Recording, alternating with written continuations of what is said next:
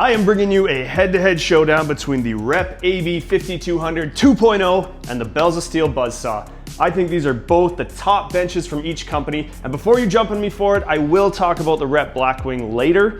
These are both very heavy duty and pretty amazing, but there are some key differences between them. Is one better? Are they comparable value? Does size really matter? Let's find out. First off, I must be doing something right because Bells of Steel did send this one to me to do a review, but I had actually bought one about a year ago and I used it up until I bought my AB-5200. So you're gonna get a real use comparison here. And if you are interested in buying one of these ones, please use the link in the description. Bells of Steel will pay me a small commission, but you'll still pay the same price. Let's start with the dimensions. They look really similar, but they are certainly not the same. The Buzzsaw is 94.3 pounds, and the AB-5200 is 20 pounds heavier at 115 pounds. I think a lot of that weight comes from the bolt-on enclosed rail system and the heavier duty front foot plates, and the fact that it's just a couple inches longer. However, when I'm moving them around, I don't really feel a big difference. They seem pretty much the same. This is where the first big functional difference comes into play. At first glance, they both seem to be about the same length because the AB is really only 2 inches longer overall. However, it has a shorter front seat, so the main upper portion of the bench is almost 6 inches longer than the Buzzsaw. Why does this matter, you might ask? Well, I first noticed it when I was doing a dumbbell shoulder press, and for some reason, I kept hitting the dumbbells on the bench above my head, which never happened before on the Buzzsaw. This was initially a bit annoying, but it was easily fixed by just using the 75-degree position instead of the top 85-degree angle. That worked fine, but something to consider if you prefer to be more upright with back support. Using my genius intuitive trigonometry skills, I suspect they made it longer like this to allow for more angle positions at a lower bench height. On that note, the bench height is a small but potentially significant difference between these two for you vertically challenged folks out there, but especially for powerlifters. The IPF standard requires benches to have a maximum height somewhere between 16.5 and 17.7 inches. At 17.5 inches, the AB-5200 just fits within that standard. But at 18.1 inches, the Buzzsaw is a bit too high. If you're practicing for competition or your short little legs just need every extra millimeter to get that proper leg drive, this will matter to you, and Rep wins this point. However, for the average lifter, I don't think you'll notice a difference. So to summarize all of this, size does matter. It's just how you use it. These are both FID benches, which means they can be flat, incline, or decline. The Buzzsaw by default only has one decline position, where the AB you have to spend $50 for an upgraded post in order to make it decline. This does give it 3 different positions here.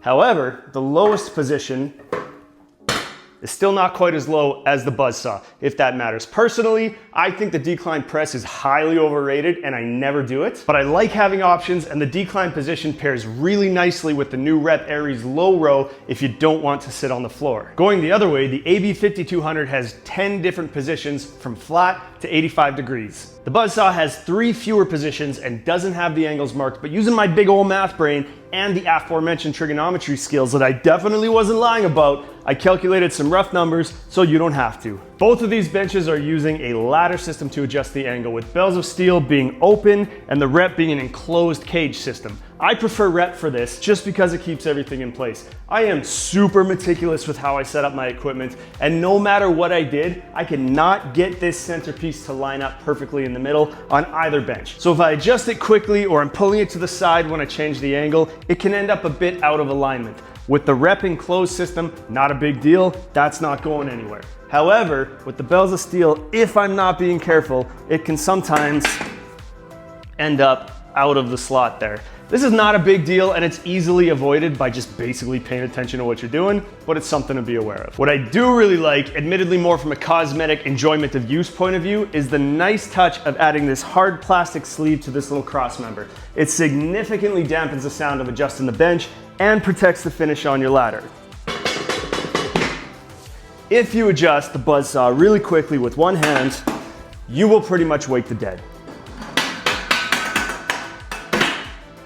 Probably dampened in the video, but that's pretty loud. Looking at the front, Rep is using a nice wide single post, where Bells is using an actual short cross member. Both of these benches are very sturdy, and I don't think this is necessary. I suspect it has more to do with keeping the production costs down rather than increasing stability. I do have to be careful when I put down my dumbbells between lifts to not hit it, but it hasn't really been a problem, and it doesn't seem to get in my way planting my feet for a bench press. The back cross piece is interesting though. When I did my review of the Manticore, I mentioned how I wish they had cut out the bottom corners to allow the wheels to slide in there, lining up the bench and pushing it back further, which is what Rep has now done with the Aries 2.0. Now that I have these side by side though, I realize that has more to do with the bench than the rack. Wheelbase on the AB is much wider than the buzzsaw. In fact, not only do the wheels on the AB-5200 fit in the slots on the Aries footplate, they're wide enough to completely fit around the entire footplate of the Manticore and Hydra because it's a lot smaller. The funny thing about this is that even though it technically allows you to push the Rep bench further back on both the Rep and Bells of Steel racks, since the bench itself is longer, you don't actually gain anything in terms of being able to do a high angle incline press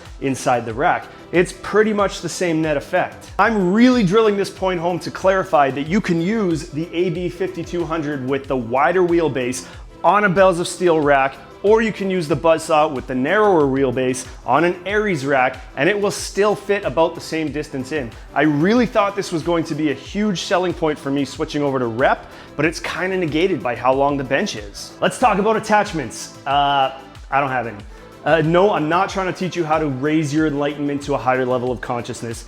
Bench attachments. The AB-5200 has no point on it to attach anything, so this could be a make or break for you because the buzzsaw does have a line of attachments. You can get a leg curl leg extension, a preacher curl pad, and you can attach leg rollers to do decline sit-ups. This is not a deal breaker for me because, as I mentioned in the Hyper Pro video, I hate leg attachments that go on a workout bench. I think the bench is too short, and so you can't get a good position or range of motion, and they pretty much always suck. However, I have not tried this one. Some people really like it, and if you have absolutely nothing else, it might be a good option for you. The only caveat is you have to remove this handle, which could then make it a little awkward to move around with the attachments on the end. But if attachments are a deal breaker for you, buzzsaw all the way.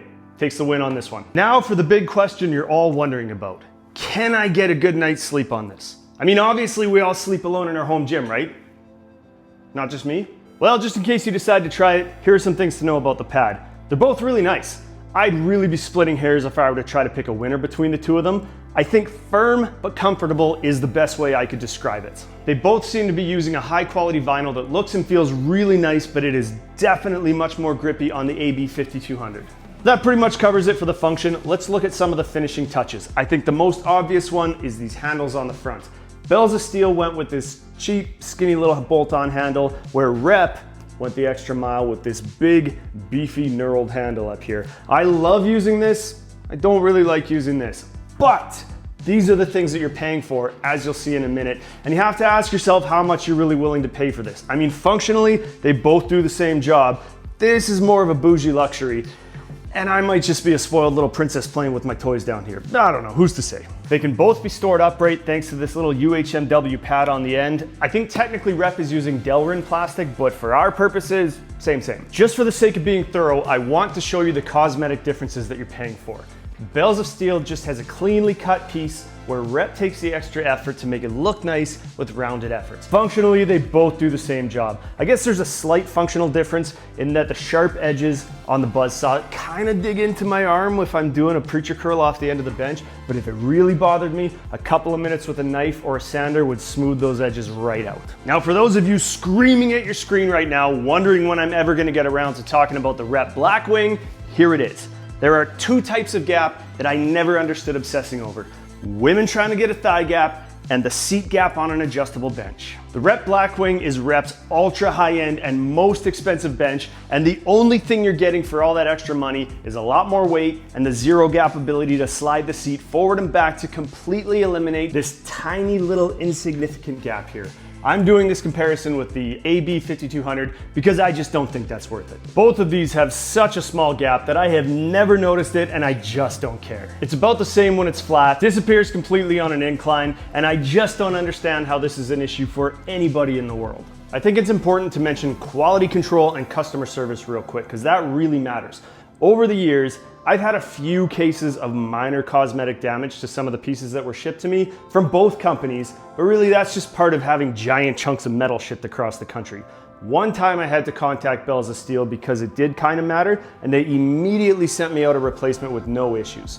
While I was sitting on my Aries, a couple pieces got lost in shipping. I contacted Rep. Right away they sent me out a replacement. Both companies, every time I've had to deal with customer service, have been excellent, which is one of the main reasons why I like both of these companies and would confidently recommend them. So far, these seem like pretty comparable benches with a few differences, some big, some small, but they are not in the same price category. The Bells of Steel Buzzsaw is $550 plus $65 shipping. As I've mentioned before, Bells of Steel has a max shipping to Canada of $200. So if you're ordering a bunch of other equipment, you're not gonna pay extra shipping just for the bench. Something to consider. The AB-5200 from Rep with the adjustable add-on post to make it a decline is 710 Canadian dollars plus $150 shipping. That's a $245 difference or a 40% premium for the Rep bench. So here's the thing. Is the AB-5200 better than the Buzzsaw? Yeah, I think it is. I think it's a little bit better built with slightly better finishes.